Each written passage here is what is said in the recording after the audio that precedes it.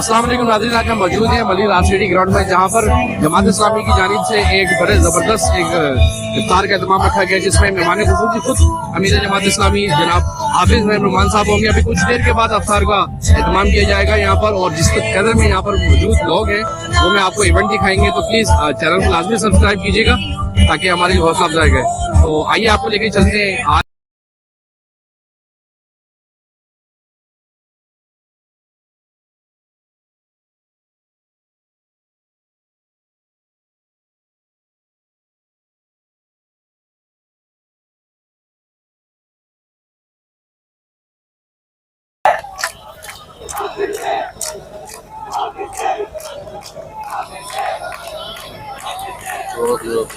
ये साथियों ने गुजारिश है मतलब तशरीफ रखिए, प्रोग्राम शुरू करने मगरिब बहुत करीब है। मैं गुजारिश करूंगा तिलावत कलाम पाक के लिए कारी इरफान साहब से कि वो तशरीफ लाए और तिलावत कलाम पाक से आज के इस इज्तिमा को शुरू फरमाए। कारी इरफान साहब।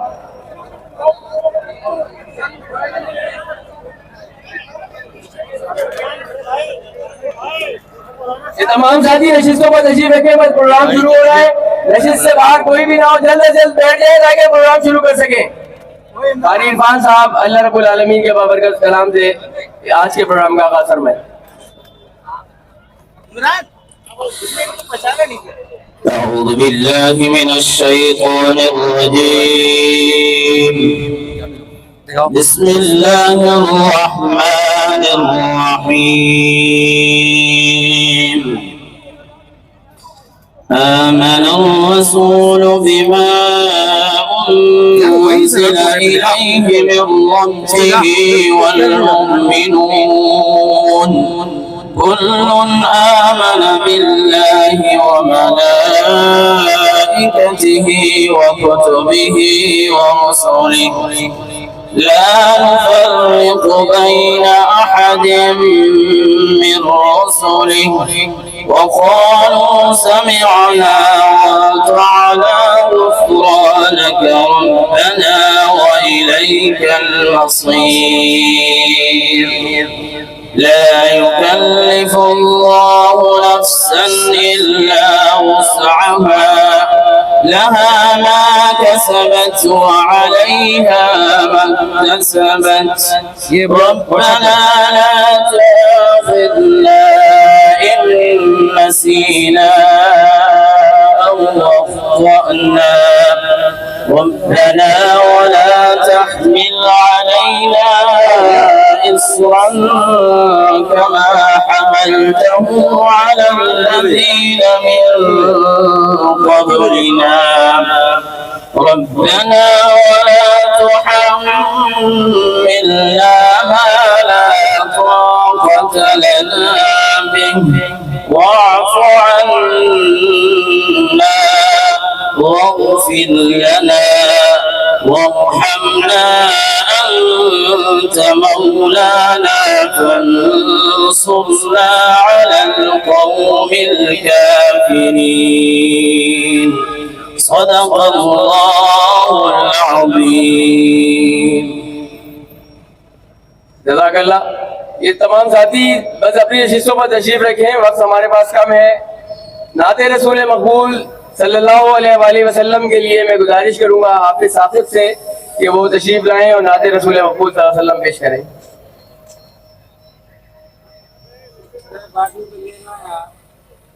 ये सारे ऐसे ही। इस दौरान हमारे तासखेली बिरादरी के नुमाइंदे और वाइस चेयरमैन गुलाम मुस्तफा भाई और डॉक्टर गुलाम हैदर भाई जो है वो मोहतरम अमीर जमात को अजरक पेश करेंगे।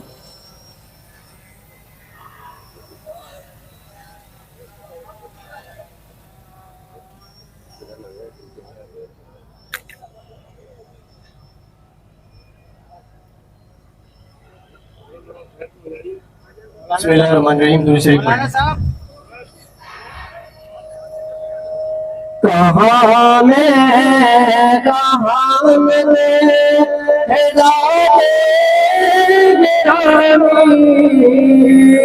मैं साथी न रोमी न कुर्सी न जामी पसीने पसीने हुआ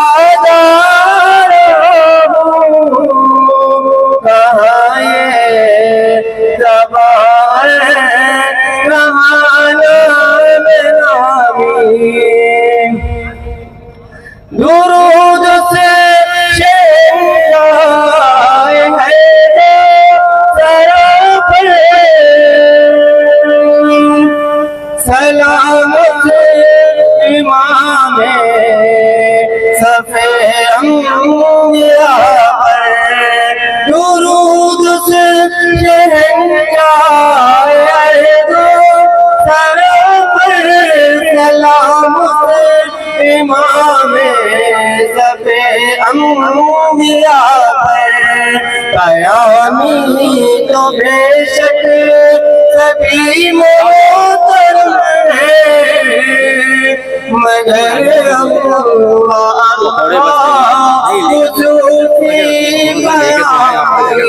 قیامی تو بے شک سبھی محترم ہے مگر اللہ خصوصی بیانی کہاں میں کہاں مد ذات گرامی میں ساتھی نہ رومی نہ قدسی نہ جامی پسینے پسینے ہوا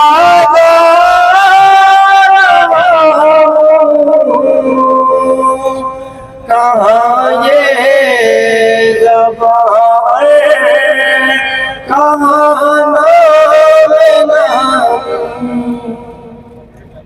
یہ جو لوگ سامنے موجود ہیں اگر نشست سے نہیں ہیں تو ادھر تشریف رکھ لیں سامنے.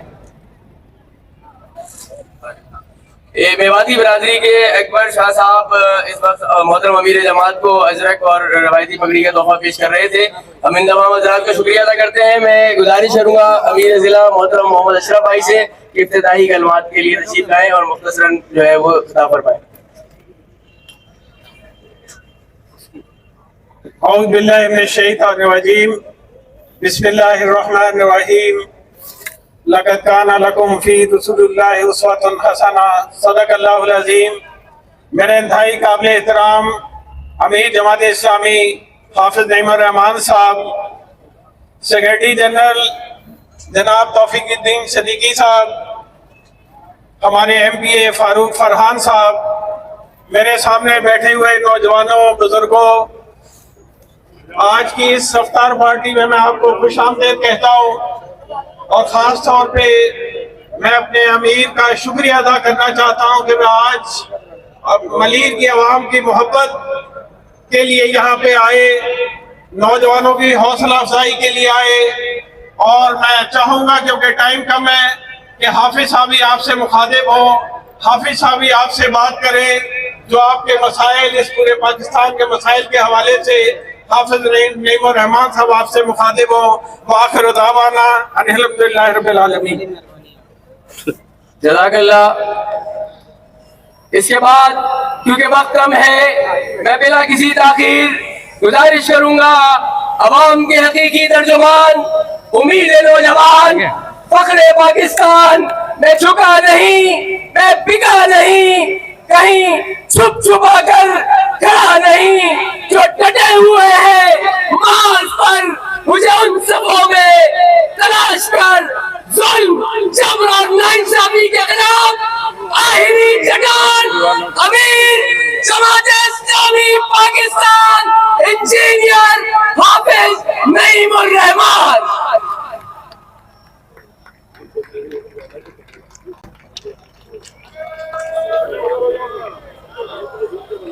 الحمدللہ رب العالمین والصلاة والسلام علی رسولہ الکریم وعلی آلہ واصحابہ اجمعین. اما بعد فاعوذ باللہ من الشیطان الرجیم بسم اللہ الرحمن الرحیم. شہر رمضان الذی انزل فیہ القرآن ھدی للناس وبینات من الہدی والفرقان ومن شہد منکم الشہر فلیصم. صدق اللہ العظیم. محترم جناب توفیق الدین صدیقی صاحب،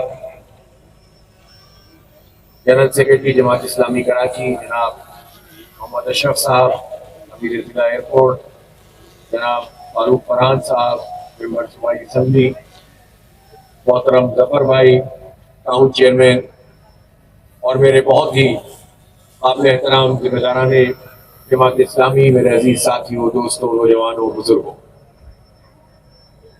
آپ سب لوگوں کا شکریہ. آپ نے بہت محبت سے استقبال کیا اور یہاں اس دعوت افطار میں جو ایک جلسہ عام کی شکل اختیار کر گئی ہے، آپ سب لوگ شریک ہیں۔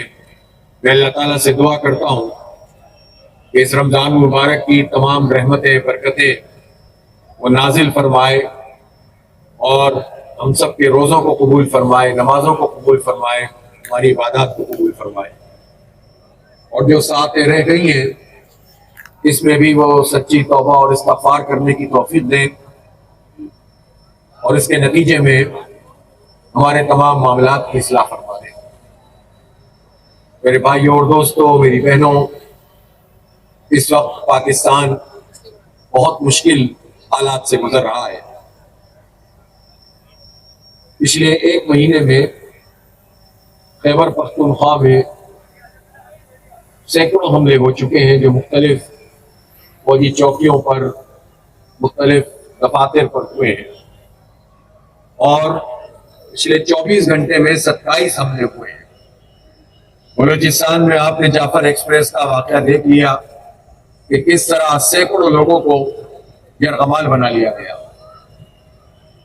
اور یرغمال بنانے والے بھی بہت بڑی تعداد میں تھے۔ اس کا مطلب یہ ہے کہ یہ ہماری حکومتوں کا اتنا بڑا فیلئر ہے کہ ٹرین جیسی سواری میں اتنی بڑی تعداد میں لوگ منصوبہ بندی کر کے چڑھ جائیں، داخل ہو جائیں، لوگوں کو یرغمال بنا لیں، اور پورے حکومتی ادارے دیکھتے کہ دیکھتے رہ جائیں۔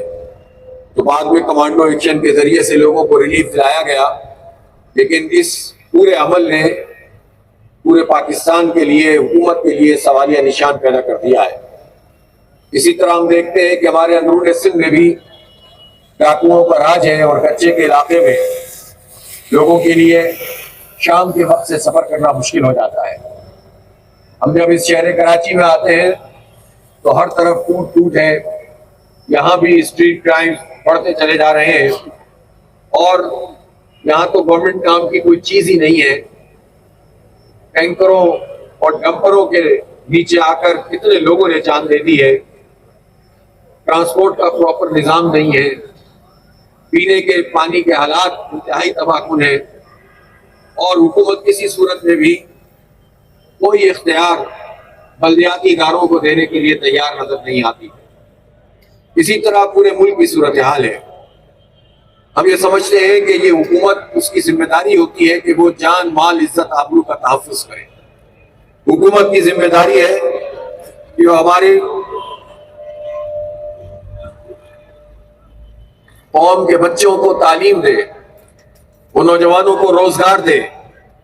وہ یونیورسٹیوں میں کتنی بڑی تعداد میں لوگ ہیں جو یونیورسٹیوں کی فیس ادا نہیں کر سکتے، محروم رہ جاتے ہیں۔ کہاں سے لوگ اپنے بچوں کو پڑھائیں گے؟ اور کس طرح سے معاملات کو آگے بڑھائیں گے؟ اس لیے اس ساری صورتحال میں اس بات کی ضرورت محسوس ہوتی ہے کہ پوری قوم متحد ہو، متفق ہو، اور ان سارے لوگوں سے کہ جنہوں نے طویل عرصے سے ہمیں بے حال کیا ہوا ہے، مہنگائی کی آگ میں جلایا ہوا ہے، ہمیں بدامنی کے تحفے دیے ہوئے ہیں، اس مافیا سے ہماری جان چھوٹے۔ صورتحال یہ ہے کہ جہاں مہنگائی اتنی بڑھتی چلی جا رہی ہو کہ آٹا اور چینی اور دال اس کی قیمتیں قابو میں نہ آتی ہوں، جہاں پیٹرول عالمی مارکیٹ میں کم ہوتا جا رہا ہو اور پاکستان میں مزید 10 روپے کا ٹیکس لگا دیا ہے لیوی کی صورت، جہاں صورتحال یہ ہو کہ بجلی کی قیمت اتنی بڑھ گئی ہو کہ اب جو کرائے کے مکان میں رہتے ہیں، کتنے لوگ ایسے ہیں جن کے کرائے کے مکان کی جو قیمت ہے، جو کہ ویسی آسمانوں سے باتیں کر رہے ہیں، لیکن اس سے بھی زیادہ بجلی کا بل آتا ہے۔ ایسی صورتحال ہے کہ جس میں اب لوگ اپنے بچوں کو اسکولوں سے نکلوا رہے ہیں کہ وہ فیس ادا نہیں کر سکتے۔ کتنی تکلیف سے گزرتے ہوں گے وہ والدین کہ جن کے پاس اسکول کا نوٹس آتا ہوگا کہ 2-3 مہینے سے تم نے فیس ادا نہیں کی، اب اپنے بچوں کو اسکول نہیں بھیجنا۔ سرکاری اسکولوں کا حال تباہ ہے، وہاں اپنے بچوں کو بھیجیں تو ایجوکیشن پراپر نہیں ہوتی، تعلیم نہیں ملتی۔ یہ سب کس کی ذمہ داری ہے؟ یہ ذمہ داری حکومت کی ہوتی ہے، جب ہم سے ٹیکس وصول کرتی ہے حکومت۔ یہ ہم سے آٹے پر، چینی پر، دال پر بھی ٹیکس لیتے ہیں، یہ موبائل کے کارڈ پہ بھی ٹیکس لیتے ہیں، یہ پیٹرول پہ بھی ٹیکس لیتے ہیں، یہ بجلی کے بلوں میں 25 طرح کے ٹیکس لگا کر بھیج دیتے ہیں، یہ تنخواہ دار لوگوں کا ٹیکس کاٹتے ہیں، یہ جاگیرداروں پہ ٹیکس نہیں لگاتے، یہ طبقہ اپنی مراد بڑھاتا ہے۔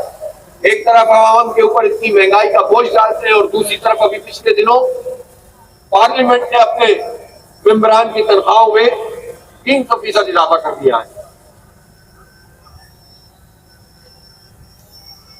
اور اس کے نتیجے میں ایک اشراف کیا ہے کہ جس کو ساری سہولتیں میسر آ رہی ہیں، ان کا پیٹرول فری ہوتا ہے، ان کی بجلی فری ہوتی ہے، ان کی گاڑیاں بڑی بڑی ہوتی ہیں، ان کے پروٹوکول ہوتے ہیں، ایک وزیر ایک مشیر سفر کرتا ہے تو آپ دیکھیں اس کے آگے پیچھے کتنے پولیس والے ہوتے ہیں۔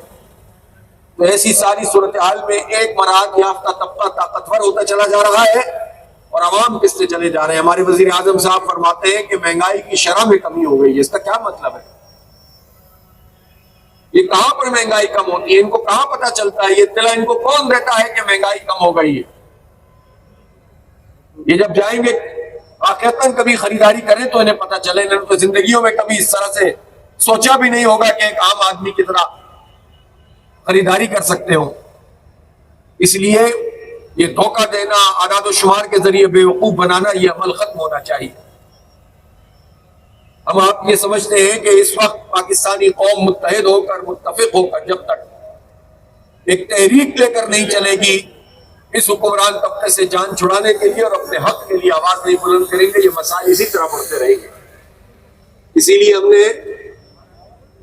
اب یہ فیصلہ کیا ہے کہ وہ تحریک جو ہم مسلسل لے کر چل رہے ہیں اور بجلی کی قیمتوں میں کمی کے لیے ہم نے جو مطالبہ کیا ہے، پہلے حکومت ماننے کے لیے تیار نہیں تھی۔ آئی پی پیز مافیا ہم پر مسلط ہیں، ہزاروں ارب روپے ان کو اس بجلی کے ادا کیے جاتے ہیں جو بنتی نہیں ہے، کیپیسٹی پیمنٹ کے نام پر۔ ہم سے ٹیکس پر ٹیکس ہم پر مسلط کرتے ہیں اور مافیاز کو سپورٹ کرتے ہیں، اور بات کرنے کے لیے بھی تیار نہیں تھے۔ ہماری تحریک جب آگے بڑھی، ہم نے اسلام آباد میں دھرنا دیا، ہم نے ہڑتال کی اور بالآخر حکومت کو مجبور کیا کہ اس نے ہم سے ایگریمنٹ بھی کیا اور پھر آئی پی پی سے مذاکرات اور بات چیت ہوئی اور ریگوشیٹ بھی کیا۔ اب وزیر اعظم کہتے ہیں کہ جناب ہم نے تو قومی خزانے کو 1000 ارب روپے کا فائدہ پہنچایا ہے۔ 1000 ارب روپے کا اگر فائدہ قومی خزانے کو ملا ہے تو اس کا فائدہ عوام کو ہونا چاہیے، بجلی کی قیمت کم ہونی چاہیے۔ لہذا عید کے بعد اب تو عوام کو جو تحریک ہم لے کر چل رہے ہیں اس کے نئے مرحلے کو ہم شروع کریں گے، اور میں آپ سب سے بھی کہوں گا کہ آپ بھی اب تیاری کریں اور ایک بہت بڑا ملین مارچ تو انشاءاللہ کراچی میں 27 اپریل کو ہو رہا ہے، اس میں بھرپور طریقے سے شرکت کریں اور پھر اس تحریک کو مزید آگے لے کر چلیں۔ ہم یہ چاہتے ہیں کہ لوگوں کا مسئلہ حل ہو، انڈسٹری نہیں چل پا رہی، کاٹن انڈسٹری تباہ ہو گئی ہے، چھوٹے چھوٹے کاروبار کرنے والے کہاں سے بجلی کے بل ادا کریں؟ لوگوں نے تنگ آ کر سولر سسٹم پر انویسٹمنٹ کی، اب یہ سولر سسٹم پر بھی ٹیکس لگانا چاہتے ہیں، یعنی خود بجلی نہیں دیں گے، مہنگی بجلی دیں گے۔ جب ہم سستی بجلی کے لیے اپنے پیسے لگائیں تو اس کو بھی بند کر دیں گے۔ یہ ظلم کی کتنی شکلیں جو انہوں نے یہاں پر مسلط کی ہوئی ہیں۔ پھر انسان سب سے زیادہ جس چیز کے لیے پریشان ہوتا ہے وہ یہ کہ اس کی اور اس کے بچوں کی جان اور مال اور عزت آبرو کا تحفظ ہو۔ پورا پاکستان اس وقت بدامنی کی لپیٹ میں آ چکا ہے، اور میں نے آپ کو بتایا کہ خیبر پختونخوا میں تو پچھلے 24 گھنٹے میں 27 حملے ہوئے ہیں۔ یہ ہمارے قانون نافذ کرنے والے اداروں کی ناکامی ہے، یہ ہماری حکومتوں کی ناکامی ہے، اور اس لیے ناکامی ہے کہ جو حکومتیں اس وقت موجود ہے، جو وفاقی حکومت موجود ہے، یہ تو فارم 47 کی پیداوار ہے۔ آپ کے علاقے سے لوگوں نے ووٹ کسی اور کو دیا اور 3000 اور 4000 ووٹ والے آدمی کو لا کر اسمبلی میں بھیج دیا گیا۔ یہ صرف ایک بیچارہ فاروق فرحان ہے، اور میں سلام پیش کرتا ہوں اس آرو کو، خاتون کو، کہ جس نے ہمت کا مظاہرہ کیا اور رزلٹ صحیح دے دیا، ورنہ تو پورے کراچی میں انہوں نے جھاڑو پھیر دی اور 40 قسم کے ٹکرائے ہوئے لوگوں کو، MTM اور پیپلز پارٹی کے ٹکرائے ہوئے لوگوں کو مسلط کر دیا۔ لوگوں نے دھتکار دیا ان کو ریجیکٹ کر دیا کہ اب تم اس قابل نہیں ہو کہ ہماری آبادیوں میں آ کر اپنا کوئی دعویٰ کرو، اور اپنے ووٹ کی طاقت سے لوگوں نے ان کا دیس نکالا دیا، لیکن اسٹیبلشمنٹ نے ہمارے سروں پر لا کر ان کو مسلط کر دیا۔ اس سے پہلے آپ لوگوں نے محبت دی اور جماعت اسلامی پر بھرپور اعتماد کیا اور بلدیاتی انتخابات میں جماعت اسلامی نے تاریخی کامیابی حاصل کی، لیکن اس کے بعد سیٹوں کو چھیننے کا عمل جال سازی کے ذریعے کراچی میں جماعت اسلامی کا میئر نہیں بننے دیا گیا، اور پیپلز پارٹی کے جو کرپشن اور لوٹ مار اور بدعنوانی اس کا شاہکار ہے، اس کے میئر کو یہاں پر مسلط کر دیا گیا، اور اختیارات بھی وہ نیچے ٹاؤنز میں جو ٹاؤن ہم بچانے میں کامیاب ہو گئے اس میں بھی پیسے منتقل نہیں کیے جاتے، وفاق سے یہ پیسے لے لیتے ہیں لیکن بلدیاتی اداروں کو پیسے نہیں دیتے۔ تو اپنے حق کے لیے ہمیں ان سے لڑنا پڑے گا، احتجاج کرنا پڑے گا، مزاحمت کرنی پڑے گی۔ ہماری ان پوری بستیوں میں اگر پانی کا بحران ہے، اگر بجلی کا بحران ہے، اگر گیس کی لوڈ شیڈنگ ہے، اگر سڑکیں نہیں بن رہی ہیں، تو ظاہر ہے اس کی وجہ یہ ہے کہ یہ صوبائی حکومت مسائل کے اوپر ناک بن کر بیٹھی ہوئی ہے۔ اس لیے میں یہ ضرور کہنا چاہتا ہوں اپنے ان منتخب نمائندوں کو کہ جہاں جو یو سی چیئرمین اور ٹاؤن چیئرمین اور کونسلرز کی صورت میں موجود ہیں، ہم نے یہ وعدہ کیا تھا، عوام سے وعدہ کیا تھا کہ ہم اپنے اختیار سے زیادہ کام کریں گے۔ الحمدللہ ہم نے اپنے وعدے کو پورا کیا۔ ہمارے پاس صوبائی حکومت سے پیسے نہیں آتے پراپر، جو پیسے آتے ہیں وہ تنخواہوں میں چلے جاتے ہیں، لیکن یہ اپنی محنت سے اپنے ریونیو کو بڑھا کر انہوں نے خدمت کا وہ سفر شروع کیا ہے جو انتہائی دشوار گزار ہے، لیکن ہم نے کہا تھا کہ ہم اپنے اختیار سے زیادہ کام کریں گے اور باقی اختیار انشاءاللہ چھینیں گے۔ اسی لیے آنے والے دنوں میں ہم اس پر بھی سوچ رہے ہیں کہ ہم میئر کے حوالے سے عدم اعتماد کی تحریک لے کر آئیں گے اور جان چھڑائیں گے قبضہ میئر سے اس شہر کی، اور جس طرح نعمت اللہ خان کے زمانے میں تعمیر و ترقی کا سفر شروع ہوا تھا، کراچی میں ایک مرتبہ پھر تعمیر و ترقی کا سفر شروع کیا جائے۔ ہمیں آپ کے تعاون کی ضرورت ہے، ہمیں آپ کی سپورٹ کی ضرورت ہے، ہمیں آپ کے ساتھ کی ضرورت ہے۔ اسی لیے میں محمد اشرف صاحب جو ضلع کے امیر ہیں اور ان کی پوری ٹیم جو یہاں بیٹھی ہے، ان سے یہ کہنا چاہتا ہوں کہ آپ بھی کنجوسی کا مظاہرہ نہ کریں، اور جتنے لوگ یہاں پر موجود ہیں یہ سارے کے سارے لوگ جماعت اسلامی کی تنظیم کا حصہ بننا چاہیے۔ ان کو عوامی کمیٹیوں میں آپ شرکت کروائیں، ان کو مختلف طریقے کے اختیارات دیں، نوجوانوں کو سامنے لے کر آئیں، ہر محلے کی سطح پر ایک عوامی کمیٹی بننی چاہیے۔ اور ہم یہ چاہتے ہیں کہ جماعت اسلامی صرف اپنی تنظیم نہیں بلکہ ہم یہ چاہتے ہیں کہ یہ تنظیم آپ کی تنظیم بن جائے۔ ہم آپ کے ساتھ مل کر نوجوانوں کو بااختیار بنانا چاہتے ہیں، ہم بزرگوں کی سرپرستی میں کمیٹیاں بنا کر کام کرنا چاہتے ہیں، ہم اپنی ماؤں بہنوں کو بااختیار بنا کے ان کے ذریعے سے بھی بہت سارے امور انجام دینا چاہتے ہیں۔ آپ ان عوامی کمیٹیوں کا حصہ بنے جو آپ کے لوکل مسائل کو بھی ایڈریس کرے، اپنے بچوں کی تربیت کا بھی خیال کرے، درس اور تدریس کرے، اسکولوں کی نگرانی کرے، اسپتالوں کی نگرانی کرے، ان سارے محکموں سے اپنا حق حاصل کرنے کے لیے جد و جہد کریں۔ یہ ایک بہت بڑا نیٹ ورک جب پورے شہر میں اس طرح سے قائم ہو جائے گا تو انشاءاللہ یہ وڈیرے اور جاگیردار جو ہم پر آ کر مسلط ہو گئے یہ آپ کا حق نہیں مار سکیں گے۔ اس لیے ایک طویل جد و جہد کے لیے آپ تیاری کیجئے، اور میں جماعت اسلامی کے تمام ذمہ داران سے یہ کہہ رہا ہوں کہ اس تحریک کے لیے ابھی سے رمضان میں ہی اپنا پورا جو ہے وہ منصوبہ بنانا شروع کر دیں تاکہ عید کے بعد ایک بھرپور طریقے سے ماس موبلائزیشن شروع کی جا سکے۔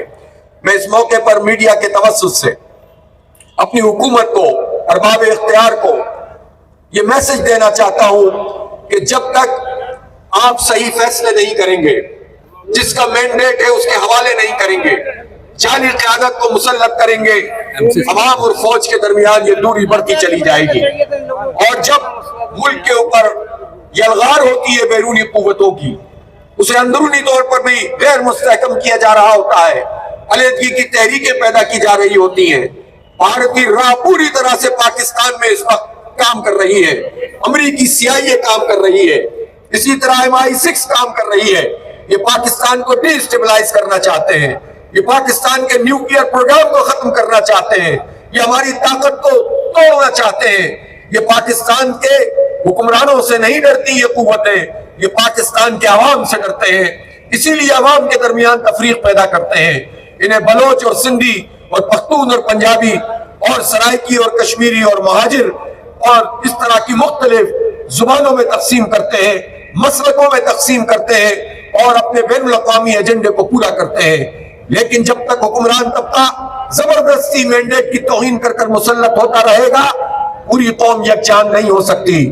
اس لیے میں اسٹیبلشمنٹ سے بھی کہنا چاہتا ہوں کہ یہ کھیل اب ختم کیا جائے کہ ووٹ کسی کو پڑے مسلط کسی اور کو کیا جائے۔ میں اسٹیبلشمنٹ سے بھی یہ کہنا چاہتا ہوں کہ یہ جنگ اکیلے فوج نہیں لڑ سکتی، دہشت گردی کے خلاف جنگ ہو، یہ بین الاقوامی الغار ہو، جب تک عوام اور ریاست ساتھ مل کر نہ کھڑے ہوں یہ جنگ نہیں لڑی جا سکتی۔ آپ کو وہ اقدامات کرنے ہوں گے جس کے نتیجے میں پوری قوم مجتمع ہو، اس لیے سب اپنی اپنی آئینی حدود میں چلے جائیں۔ آرمی کے لیے بھی آئین نے جو طریقہ رکھا ہے ان کی ذمہ داری ملک کے دفاع کی ذمہ داری ہے، سیاست ان کا کام نہیں ہے، تجارت ان کا کام نہیں ہے۔ آپ سیاست اور تجارت سے دستبردار ہو، ملک کی دفاع کریں، پوری قوم آپ کو سر پر بٹھانے کے لیے تیار ہے، لیکن جب آپ مداخلت کر کے پسند کے لوگوں کو مسلط کرتے ہیں تو اسی طرح قوم ٹوٹ پھوٹ کا شکار ہوتی ہے اور بین الاقوامی قوتیں اپنا کھیل کھیلتی ہیں۔ اس لیے اسی بات کو ہم کرنا چاہتے ہیں کہ اس کو کسی کی دشمنی اور دوستی پر محمول نہ کیا جائے، حالات کا ادراک کیا جائے، ایک اعتماد پیدا کرنے کے لیے تمام جماعتوں کو اکٹھا کیا جائے، آگے کا ایک لائحہ عمل طے کیا جائے اور پوری قوم یکجائی کے ساتھ ان حالات کا مقابلہ کرے گی تو انشاءاللہ کوئی پھر دہشت گردی نہیں کر سکے گا اور کوئی ملک کو نہیں توڑ سکے گا۔ آئیں اس بڑی جد و جہد کے لیے تیاری کریں، اپنے حصے کا کام کریں اور انشاءاللہ اپنا حق لینے کے لیے آگے بڑھ کر اپنی ذمہ داریاں پوری کریں۔ وآخر دعوانا الحمدللہ رب العالمین۔